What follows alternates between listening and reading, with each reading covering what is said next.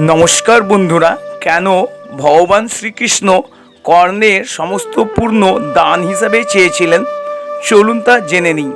মহাভারতের যুদ্ধে সর্বশ্রেষ্ঠ ধনুর্ধর ও বীর যে কর্ণই ছিলেন তা বলার অপেক্ষা রাখে না।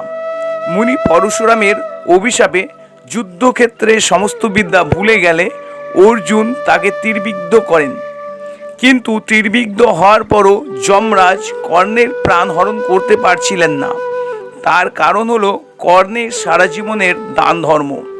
কর্ণ কোনোদিন কোনো অসহায় মানুষকে বা কোনো গরিব দুঃখীকে কাউকে কোনো দিনও খালি হাতে ফেরাননি।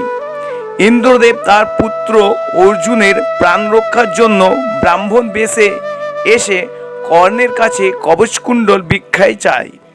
কর্ণ সব কিছু জানা সত্ত্বেও নির্দ্বিধায় ব্রাহ্মণকে কবচকুণ্ডল দান করে দেন।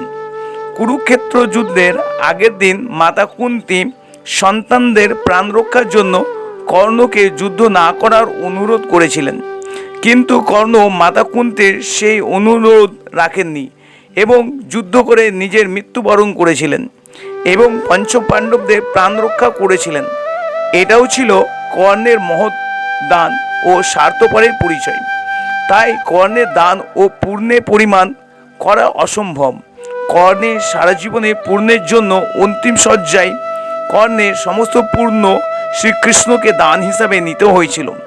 আর যদি শ্রীকৃষ্ণ কর্ণের পূর্ণ দান হিসাবে না নিতেন তাহলে কর্ণের মৃত্যু সম্ভব ছিল না। বন্ধুরা, ভিডিওটি যদি ভালো লেগে থাকে তবে অবশ্যই লাইক ও সাবস্ক্রাইব করবেন আর কমেন্ট বক্সে অবশ্যই লিখবেন দাদা কর্ণ। ধন্যবাদ, নমস্কার।